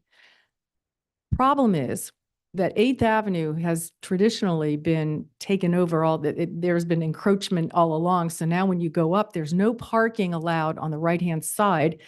There is on the left-hand side as you're going up the hill, because it's too narrow. Why? Because everybody has encroached and slowly taken there's been nothing formal, but you'll see they've got all this landscaping. So it's literally a 1-lane road when there's cars parked, and there are, because it's South Laguna and everybody's parking on the street there. One day, somebody had illegally parked on the top there at the corner of Sunset and 8th, which is right where this house was, the house that was under development. They parked there, and I could barely get by because the car that was parked on the left and now a car here, I could, so if it was garbage day, that certainly wouldn't have happened. But my point here is that property that we abandoned and we gave was that corner. They got that whole corner. And God forbid a fire truck was going to try to get up. They couldn't. There's no way. My car's not that particularly big. So I urge you, please don't do abandonment. By the way, it was the design review board who approved it. And the number of us were talking about egress and ingress at that corner. And I actually took a picture of city work trucks that had blocked off part of the road as they were doing, I don't know, fixing something. And they couldn't get by. Well, we abandoned more of that property. These people got,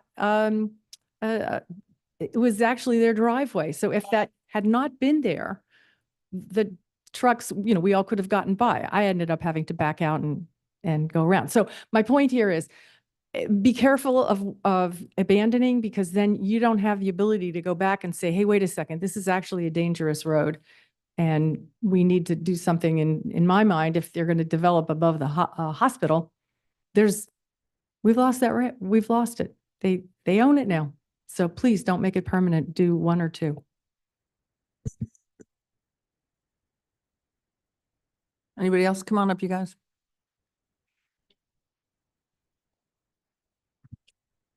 Good evening, Mayor, council members, city attorney, and city managers. My name's Chris Clark. I'm an attorney in town and wanted to speak on this issue. As Jeremy indicated, I think this arose out of an application that we've had pending on behalf of clients of mine for the past 4.5 years with the city regarding the abandonment of property in Arch Beach Heights. We've been working on this for 4.5 years, taking care of other issues along the way with regard to the property, but I wanted to address some of the quick history of it to give you an idea of where I think this policy should be going.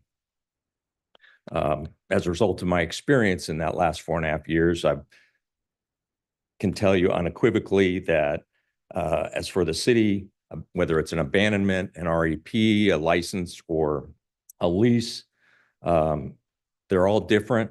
They all have to be evaluated on a case-by-case basis based on their specific facts and circumstances.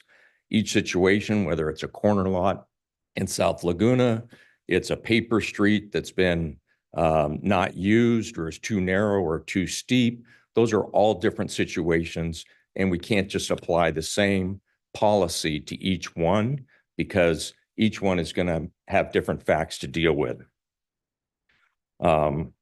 In my client's case, the paper street on the other side of La Mirada in Arch Beach Heights was abandoned by the city council, excuse me, in 2007 by finding that the Alisos Avenue right-of-way was unnecessary for present or prospective public street uses and that it be vacated, closed up, and abandoned. That was resolution 07.005. Despite community development in my case and my client's case recommending twice that the abandonment application had general plan consistency with payment of an amount based on a valuation obtained by the city to an open space fund in the public interest and a draft public benefit agreement and a deed restriction for abandonment, which was prepared, which addresses your issue in the process of abandoning the property. There'd be a deed restriction that it could only be used for landscaping or otherwise, not mansionization or adding on and building a larger home or residence. The city manager's office then, after that recommendation by staff, assumed this process or this application. And I've been working with Jeremy for the past 6 months. So can I ask a question? Or actually, can I ask you to finish and then I'll ask a question? Sure. If you want to ask a question now, that's fine. No, you had a couple more things to say. Oh, would you like me to continue? I'm sorry, Alex. Yeah, if you could finish what you were saying. Yes. Okay. Let me see. It goes on. Let's see. Let me just state that while in some cases an REP is sufficient, in this case with my client that's before the city right now, they have an REP which was issued in, I think, 97. So that's already exists. That a property which is next to my clients at the edge of Arch Beach Heights, like I said, across the street, it's already been abandoned. This parcel is not being used by the city. It's never going to be used by the city. It was abandoned across the street anyway. The conditions also include a driveway that goes through the right of way that was approved in 2012, long before my clients purchased the property. So there's no access to my client's property without crossing over the right of way, which is in existence now. And the REP, which could be revocable, or a license or a lease agreement, which also can be terminated, doesn't provide any security for my clients and able to use that property going into the future. Go ahead. So I Ask guess your question. as a case study, what would the argument be about why? Because it sounds like you're arguing that you can meet the criteria under the California Streets and Highway Code for abandonment because there's never going to be a city usage with this, and then part A and then part B, that the public interest is advanced by a donation that could be used for open space. Is that essentially the argument? That's what we came up with. That was the idea of the city that was brought to us, correct? That it, obviously there's other benefits in that the city no longer has any liability. The city gets property taxes for the property that's abandoned to the new owners. So there is some public benefit there. The homeowner, presumably who ends up with the property, takes better care of the property because they have some pride of ownership in the property. Got it. But in addition to that, the city recommended a donation be made or a payment be made to an open space fund. A valuation was prepared a year ago, and we went forward with documenting it. And that's when things shifted to the city manager's office to try and develop a policy, I think, of how to go forward on these on a case-by-case basis. And that's where we are now. So essentially, would you argue that so from our perspective, are you saying that that number option 2, a license or lease would not advance the public interest to the same extent because we wouldn't be getting that significant amount of a donation, which you're arguing would be in the public's interest because we couldn't get that donation if your client didn't have that long-term predictability of control. Is that essentially what you're saying? Because I'm just trying to understand. No, that's absolutely a fair representation of what I was saying. But in addition to that, in fact, the appraisal that was done, which was kind of odd, it came up with a value for 3,000 square foot of $12,000, which is pretty consistent with the prior valuation, came up with a value of $16,000. This is for a non-developable property, of course, and it's only 3,000 feet. But in any event, that's what the donation was based on the $16,000 price. In this case, the appraisal also said it's 40 cents per square foot per month for a lease value, which is $14,400 per year for 3,000 feet, which is more than the price to abandon the property. Got it. Which the city gets the money, of course, for a lease payment. The public benefit really is in the donation or payment to an open space fund is to be used for purchase of other properties or open space properties for the city. So, but hypothetically, so it sounds like the numbers were a little bit out of whack between what the lease was and the lump sum payment. But hypothetically, let's say you discounted the value of what you would do for a lump sum on a lease basis. If the argument that you would make to get option 3, which is what the California Vehicle Code requires, that the city will never use it, then couldn't that give that same predictability to the property owner with a lease? Not without a guarantee that the lease ends. In other words, I think Jeremy mentioned the benefit of a lease would be, and this is what we discussed, is that there'd be a 2-year cancellation period, which would give an opportunity in this particular situation, not every situation, but it depends on what the property's facts and circumstances are, to go in to abandon the property because it's not going to be used for any other purpose. And it really only benefits what it's being used for today. It's never going to be used for a street, at least in this case. Yeah. Not in all cases. That's why I'm trying to get across, not very artfully, but that each of these situations are going to have to be judged on their own merits. I think Jeremy did a great job laying out the options for you, 1, 2, or 3, and that's something that the city council can use as an option for their policy decision. But as to which option they go with or which option is approved, it really depends on what impact it is on not only the property owner who is making the application, but also on the public. What benefit are they getting? It's right in the municipal code what you have to show. So I think in this case, at least in my client's case, abandonment seemed to be the right option just because of the history of the property and the city's actions prior to that have put us into this situation. But that's only this property, and I don't want to get into that anymore because obviously this is more about policy. Okay, thank you. Thank you. Sorry.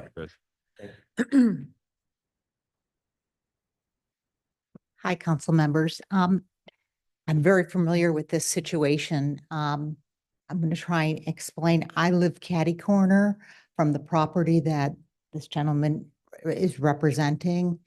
And the property is the Alisos Street. And I know you're trying to deal with policy at this point, but this is a very, very large revocable encroachment area. I've lived in the area for 31 years now, so I've seen the history of it. The paper street, it's a huge paper street, and people used to go there and use it for a park. It has a beautiful ocean view at the end of it. It's a park, well, it used to be a park with a couple of parking spaces, but the current owners fenced it off so people can no longer do that. I think that there's a great public use as a park, and we pay so much money for parks. And I don't think that any of the options that you're looking at today properly or could possibly compensate for giving up a park in a very densely populated area. On the flip side of it, I actually have a house that's catty corner, and I have a vacant lot separated by a paper street from my house. And what's happened since they've fenced off this other area, I'm getting many more people now coming and walking between my house and my lot. There's I invite you to come over. You almost have to see it because it really is a large area, but I'm getting a lot more people. They like the beautiful view that you get. It's at the top of Alta Vista and Bonita. It's probably one of the best views in Laguna Beach, and that's what you get from this property. And that's what people were using. And that's what they're now asking you to abandon. And it's only because people can't go into the space because it's been fenced off. And there's a sign saying, if you go into the area, you're going to be filmed. So I encourage you to avoid the abandonment route. I love Alex's idea of please take a look at these on a periodic basis because they change. And in this case in particular is a very large piece of property that could be a wonderful use in an area that really could use use another park. Thank you. Thank you. Anybody else? Okay, I'll close public hearing.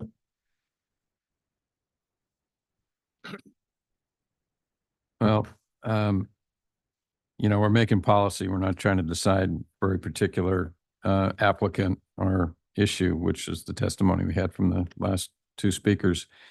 So I think it makes sense for us to have option one as the, as it says here, continue favoring retention of city ownership rights. I think option one should be our default that we go to. I think that if an applicant wants to seek an option two or an option three, that's an exception. That's why I was asking my question earlier. I wanted to know whether we continue to have the flexibility to address it. George, I think, had the same question. So, my point on that would be if an applicant wants to file an application, pay the cost. We ought to have a a reasonable fee for that. Yeah. Then it can get processed through and council can decide on a particular facts. But I think whether or not it's justified.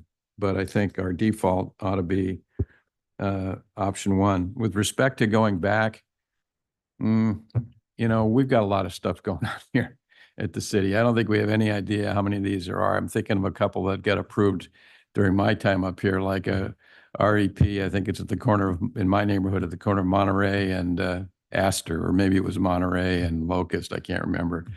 To have staff sort of dig that up and bring that all back. And there's going to be a lot of them like that. They're just little street corners where people, like Mark said, they put plants and bushes out to the street. I mean, everybody's in the revocable area. Oh yeah, there's so many homes that are in the right of way. I just don't think that's a good use of our resources at this point. I mean, if there's a problem, the leases are going to terminate anyway, but if there's a problem or, we can bring them back. But I think that's a huge undertaking and not a good use of staff time.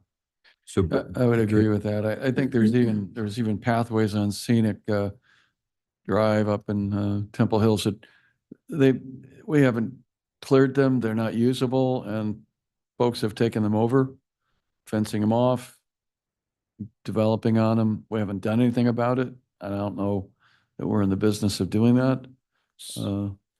But, you know, I'd agree with need for flexibility. I would go with option one. So I guess I'm still trying to understand why would we, what do we get with option one that we don't get with option two if we structure the agreement in the right way? I don't know. I mean, you know, it's a question of what you want to extract, but you know, like the ones I'm thinking of where you're literally on the corner of, you know, Locust and Monterey, or you're anywhere. I mean, it can be any house because the city, the right of way extends back 6 or 8 feet from the curb. Yeah. So just to bring your landscaping That makes out, sense for that. you know, But, you want. but for like the, like Arch Beach sites where you have open space behind houses, it seems like in situations like that, option two should always be the option over option one or option three, because from a predictive, I mean, the argument for option three would be that the city's never going to use it, but so if you apply that same argument, then there should be no concern about the lease ever ending, right? Of the city wanting to not, because if the city wanted to take it back for a use, the city would have the right to do so. Well, do you think this, if we have option two, you think that's going to encourage people to do this? Well, I guess I'm just trying to figure, because I mean, Let's look at it the other way. What if it discourages people? I mean, there's actually a benefit for people that maintain the city property, like Bob was saying, that bring it up to the pavement, or we would have all of these strips of land all over the place so but that like, are not maintained. And I think it would be actually easier to count the number of houses that don't encroach than it would be to count how many encroach, because there's so many properties in this town that, you know, the landscaping goes out. I think we should be thinking about, because I agree with you, I don't think we should just, you know, go and spend time looking at all of them just for no reason. But I think like when we're looking at roads that are impacted where people are encroaching into, I think we should be cognizant of why is it like this, and look at, are there opportunity? I mean, sidewalks too. I think we need to have more sidewalks in town. And there's a lot of properties that are probably using REPs that could be opportunities when we want to look at sidewalks. So I guess I think going to what Chris Clark Well, they're said, revocable, right? I mean, but that's my point, is that I feel like we should have a mindset where we're always thinking about that, right? Where we're looking at opportunities and not just assuming they are. I mean, I think in the city, what we do a lot of the time is we just assume things are the way they are, and we don't ever think about how we can, how they could be. And so that's the case with a lot of our streets. Like, I'd be curious if we've ever dealt with a street that's where people are encroaching, and we've ever exercised our rights under the REP and dealt with that. You know, like if you take like Catalina, for example, between, I don't know, let's just say Oak and Brooks, everybody's in the right of way. Every single house is landscaped in the right of way. So But I don't think it's a problem, right? it's not a problem unless you want to put in a sidewalk. Some people want sidewalks. Yeah. People are walking in the street. So some of those neighborhoods don't want sidewalks, like They don't- Oak Street. Right, right, Oak Street, yeah. Yeah. Yeah. I don't. But I think, and to your point, Alex, I kind of agree that, I mean, if there are areas where you do want a sidewalk, more major street, Yeah. then, you know, we should look at the project and determine if you know, if it really is got public benefit, then yeah. It's they're revocable. Take out the grass, take out the bushes. Yeah. Here comes the sidewalk. So,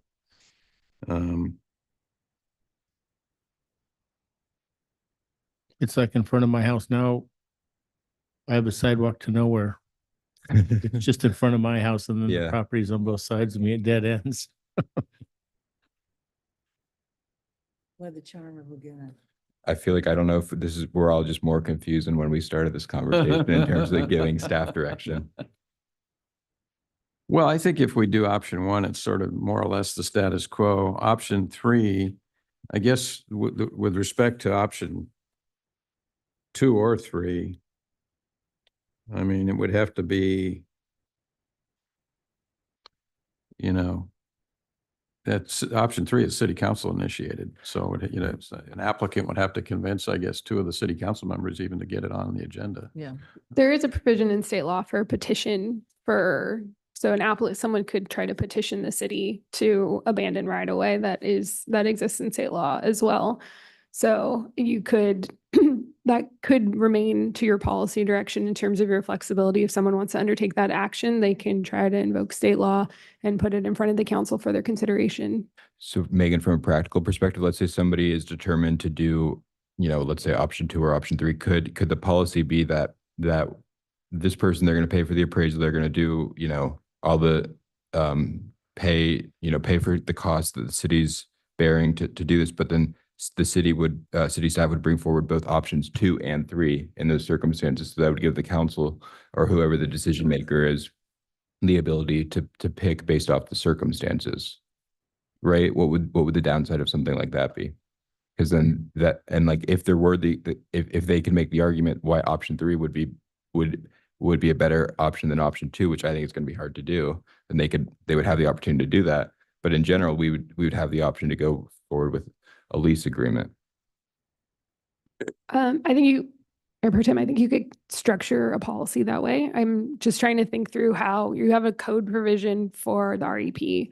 And so if you're saying REP is the process that we prefer, but we allow for exceptions to the rule, I think we need to develop a policy that says that I think on top of your REP, I think you really want the REP to be the first step for many reasons, but if you're on top of your REP, if you would like a lease or a request for abandonment, that here's a policy as to how to do that, and that ultimately it could come to the council, and that they're not mutually exclusive. If they want to take both, that they could come to you with that request. Because it seems like that's better than the status quo where we've been doing abandonments.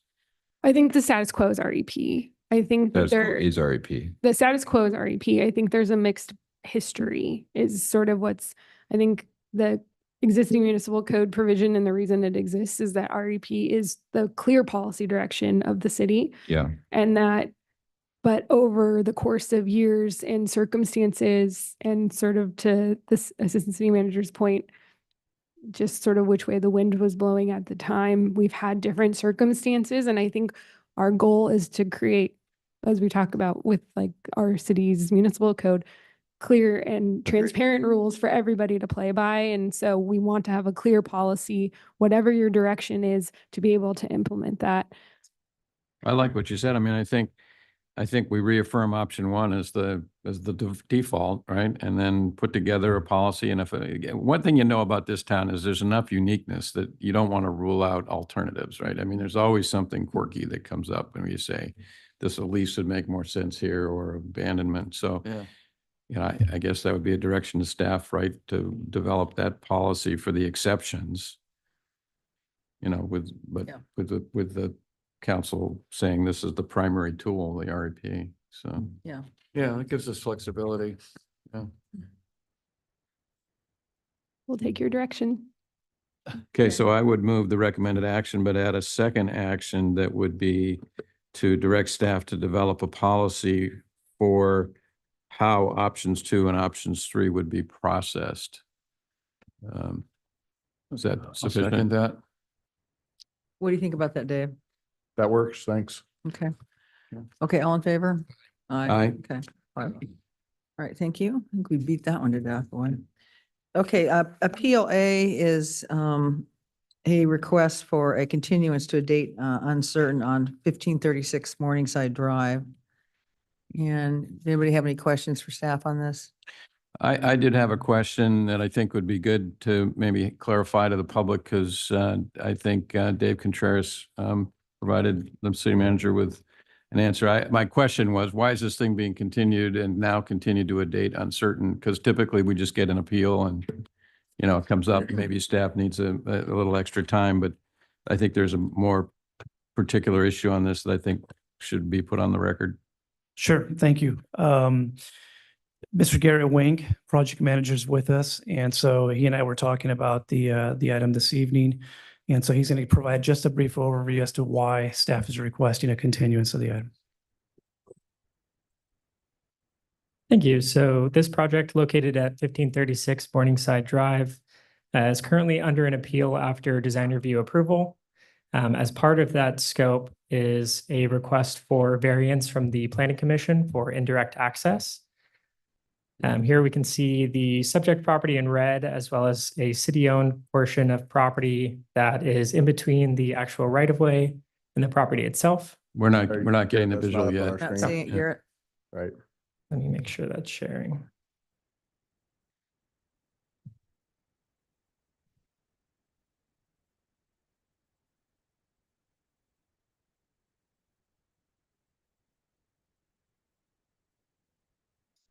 There we are. So here we can see the property itself in red, and then a portion of city-owned property in between the right-of-way and the subject property. This is the reason that the property is requesting an indirect access variance.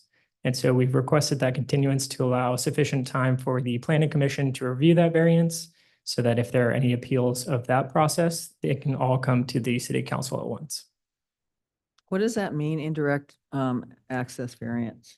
This is something I've never heard of. So the code defines indirect access as access that does not provide a contiguous connection to a street or alley at the point of crossing. So in this case, because there's the separation of the right-of-way between the property by a city-owned property, there's no actual direct connection to the street.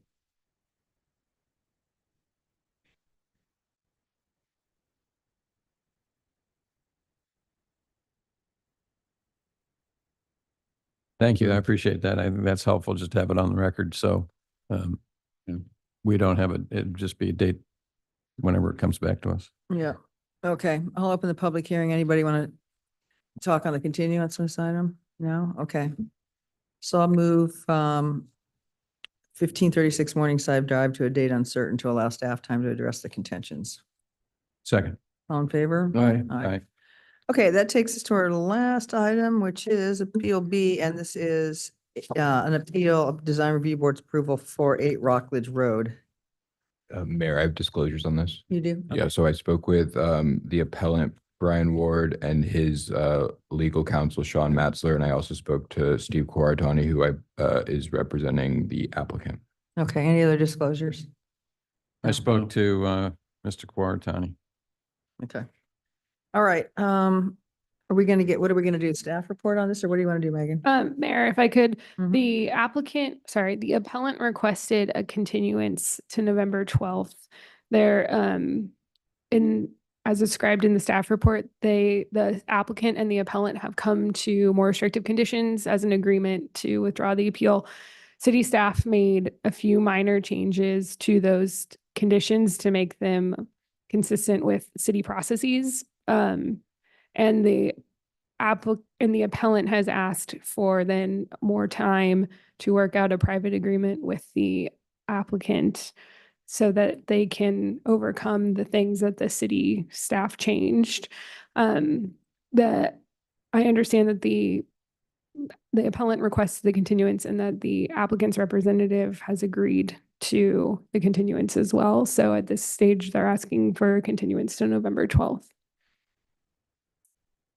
Make a motion to grant the, Open the public hearing. You guys anybody want to talk on the continuance? No? Okay, I'll close the public hearing. Okay, go ahead. make a Mark. motion to grant the continuance.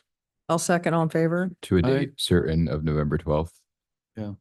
Right. Yeah. Oh, I'm sorry. Number 12. On item, Bob, did agenda you- item number 12. Did you have something? Okay, all in favor? No, not Date no, certain. to a date. November 12th. Yeah. That's part of that's what you meant by the November 12th. continuance, right? Is Yes. to November 12th. Sorry. Oh, I'm sorry. Okay, is there a second? I lost track of it. Second. Okay, all in favor? Aye. Aye. Okay, so that wraps up, except for council member requests. Anybody have a request? No? Okay, we're adjourned until November 12th at 4 PM for the session. Oh, yeah. Well, I won't be back until November, apparently. No, till October 22nd.